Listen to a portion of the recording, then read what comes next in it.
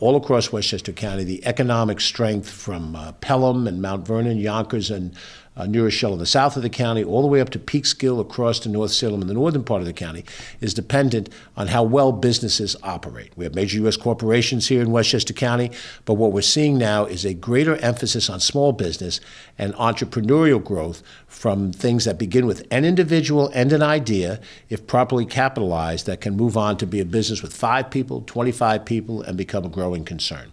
Many of those businesses in our diverse county are headed by women and by people of various other ethnic minority statuses, people who are African American, people who are Asian American, those who are Hispanic American, those from all other different backgrounds. And that growth is one of the fastest growing areas of our economy here. It's important to understand that there's so many different things we have to do in county government, but we can't do any of it unless we grow revenues. And the way to grow revenues is not by raising rates of taxes, but by seeing the economic pie become larger. That's the effort in front of us today. That's why we've asked Bridget Gibbons, as our Director of Economic Development, to talk a little bit about those efforts that we're making to grow business, and particularly in this case, in the minority and women business enterprises. Bridget. Great. Thank you, County Executive. Yes, the mission of the Office of Economic Development is to grow the economy, but also to grow the quality of life for our residents.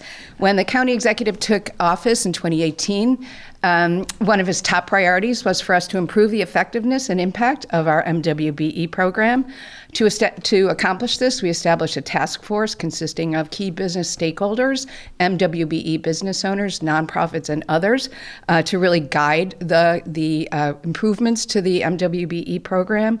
We did best practices research. We looked at 6 other counties and how they administered their MWBE program, and pulled what we thought were the best practices from that research and implemented those changes. So as a result, we streamlined our registration process, so less paperwork, and that was very well received by registrants.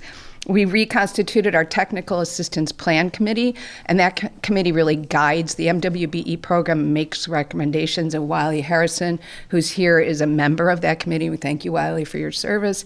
They make recommendations about how to build capacity, how to help the county departments improve their utilization of MWBEs. We established utilization goals for the county departments, so construction, professional and non-professional services. The utilization goal is 20%. For goods, it's 10%. There's an ideology out there that says that capitalism intrinsically is an unfair system and does not work to benefit people, particularly people of color, particularly women, particularly those who start out in life with a strike or 2 or 3 against them, or a steeper mountain to climb. And it can't be denied that minority and women-owned businesses start out with a barrier to overcome, to work harder, to capture portions of a marketplace, which is very competitive. And that marketplace tends toward advantaging those who have already had success in that marketplace. But I would argue that whatever theory you have about what the economics ought to be, we have to live in the real world. And the real world of the economy of this nation, of the free countries of this world, is based on being able to develop skills, to be able to have products that are valuable that people will consume. And out of that comes the potential for wealth and the building of wealth for the individual. The important thing to me is not so much how you can tweak that system, but how you can incentivize that individual to bridge the gap that we see at the beginning of life, because your skin color is different, or because your gender is been historically not given the proper opportunity. That is what this program is about. It is about extending opportunity and assistance to people who want to show drive and determination and get ahead.